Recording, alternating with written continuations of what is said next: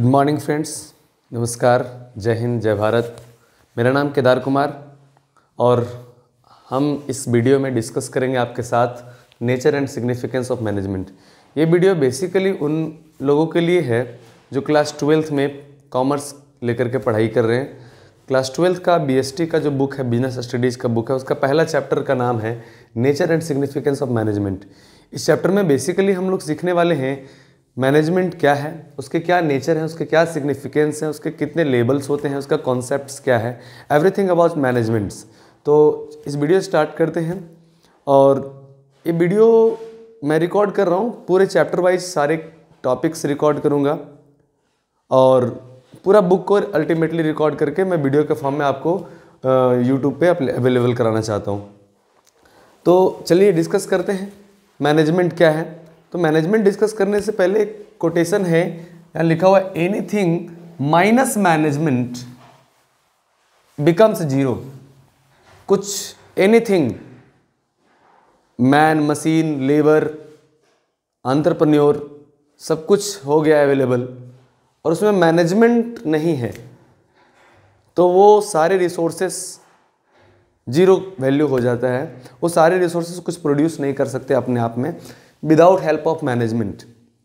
Management का significance को बतलाता है कि किसी भी वर्क, कोई भी एक्टिविटी, कोई भी जॉब विदाउट प्रॉपर मैनेजमेंट वो वर्क एग्जीक्यूट ही नहीं किया जा सकता, वो वर्क हो ही नहीं सकता कंप्लीट।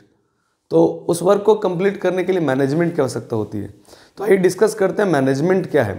हम एक स्टोरी के माध्यम से आपके सामने डिस्कस करना चाहता हूँ मैनेजमेंट क्या है। हमें इंसान के सुबह से लेकर के शाम तक बहुत सारी वस्तुओं की आवश्यकता होती है। हमारे नीड्स डे बाय डे बढ़ते ही जा रहे हैं और हर नीड्स को पूरा करने के लिए एक ग्रुप एफर्ट लगता है। एग्जाम्पल, सुबह में हम लोग जैसे उठते हैं, हम लोग ब्रश करते हैं तो ब्रश टूथपेस्ट बनाने के लिए, टूथब्रश बनाने के लिए एक व्यक्ति नहीं बनाया उसको, एक उस टूथब्रश को बनाने के लिए बहुत सारे ग्रुप, मतलब एक व्यक्ति का ग्रुप लगा है, व्यक्तियों का समूह, ह्यूमन ग्रुप ने उनको मिलकर के तैयार किया है। तो उस ह्यूमन ग्रुप जो मिलकर के वो प्रोडक्ट बनाया है, ऐसा कोई भी प्रोडक्ट नहीं है जो एक इंडिविजुअल अकेले बना दिया हो। एक इंडिविजुअल अकेले कोई प्रोडक्ट नहीं बना सकता। किसी भी प्रोडक्ट को बनाने के लिए एक ग्रुप एफर्ट की आवश्यकता होती है, जिसको कलेक्टिव एफर्ट कहते हैं। ग्रुप में लोग वर्क करते हैं, सबका वर्क डिवीजन होता है, सबका वर्क बटा हुआ होता है, कैसे किसका क्या रोल है, किसका क्या रिस्पॉन्सिबिलिटी है, और उसी रोल और रिस्पॉन्सिबिलिटी को आगे प्ले करते हुए वो उस प्रोडक्ट को बनाते हैं। जैसे एक ऑर्गेनाइजेशन में एक लेबर का क्या रोल है, वर्क जो लास्ट बॉटम पे काम करेगा, उसके ऊपर उसको सुपरवाइज कौन करेगा, उसके ऊपर उसको वर्क डिवाइड करके कौन देगा, ये सारे एक टीम होते हैं। तो विदाउट एनी टीम कोई भी प्रोडक्ट बन नहीं सकता। तो उस प्रोडक्ट को बनाने के लिए ह्यूमन एफर्ट की जरूरत होती है। कोई भी प्रोडक्ट ह्यूमन एफर्ट की जरूरत होती है और वो ह्यूमन एफर्ट तभी प्रॉपरली सही डायरेक्शन में काम करेगा जब उस ग्रुप को उसका क्लियर कट ऑब्जेक्टिव पता हो कि उस ग्रुप को करना क्या है, क्यों करना है। फिर उसके पास एक प्लानिंग ऑफ वर्क हो, उसके वर्क का प्लानिंग हो कि उसको कौन सा वर्क कब और कैसे करना है। फिर उस ग्रुप में जो भी लोग हैं उस टीम में, उसका वर्क डिवाइड हो, बटा हुआ हो, तभी वो वर्क कर सकते हैं। नहीं तो कोई भी वर्क कुछ भी करने लगेगा, इससे क्या होगा कि प्रॉपर ढंग से वर्क नहीं हो पाएगा, टाइम पे वो वर्क पूरा नहीं हो पाएगा। तो assignment of work, rights and duties, उस ग्रुप में किसका राइट्स क्या है, किसका ड्यूटीज क्या है, ये डिफाइन होना जरूरी है।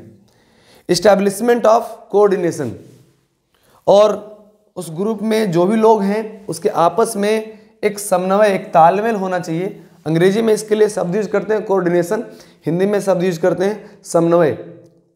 मीन्स आपस में एक तालमेल, एक केमिस्ट्री होनी चाहिए, मीन्स बॉन्डिंग, क्लोज एक रिलेशन होनी चाहिए, कन्फ्लिक्ट नहीं होनी चाहिए। एक दूसरे को ऊंचा किसी को नीचा, ऐसा माइंडसेट नहीं होना चाहिए। कोऑर्डिनेशन होना चाहिए, ग्रुप एफर्ट, टीम वर्क होनी चाहिए। इस ग्रुप को डायरेक्ट करने के लिए, कंट्रोल करने के लिए भी एक पावर होनी चाहिए।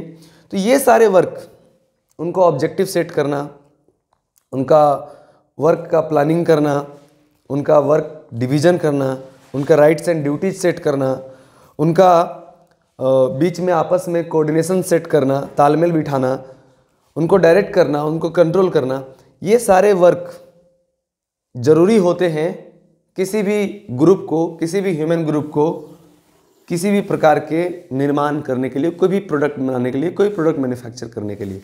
बिना ये उनके ऑब्जेक्टिव के, ये सारे वर्क के बिना human groups can not produce anything. So that is why it is rightly said that anything minus management is zero becomes zero. कुछ भी आप करें उसमें मैनेजमेंट को यदि आप नहीं इन्वॉल्व करते हैं, मैनेजमेंट उसमें नहीं होती है।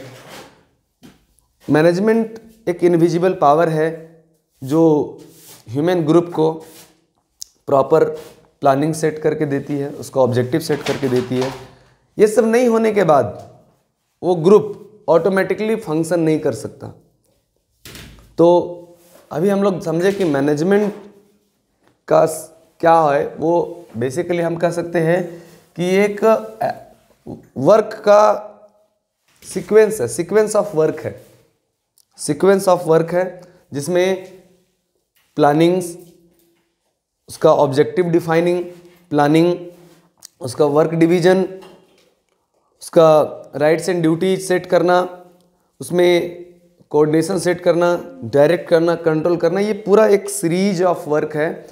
जो उस सीरीज ऑफ वर्क को एक वर्ड में बोला जाए तो मैनेजमेंट कहेंगे। तो ये सारे वर्क को जो करते हैं उसको मैनेजर कहते हैं। तो बेसिकली कॉन्सेप्ट ऑफ मैनेजमेंट में इतना ही था। अगले वीडियो में हम लोग सीखेंगे बहुत सारे डेफिनेशंस जो बहुत बड़े बड़े स्कॉलर्स ने मैनेजमेंट को कैसे डिफाइन किया, उनके क्या वर्ड्स हैं, मैनेजमेंट को वो कैसे डिफाइन करते हैं। Thank you.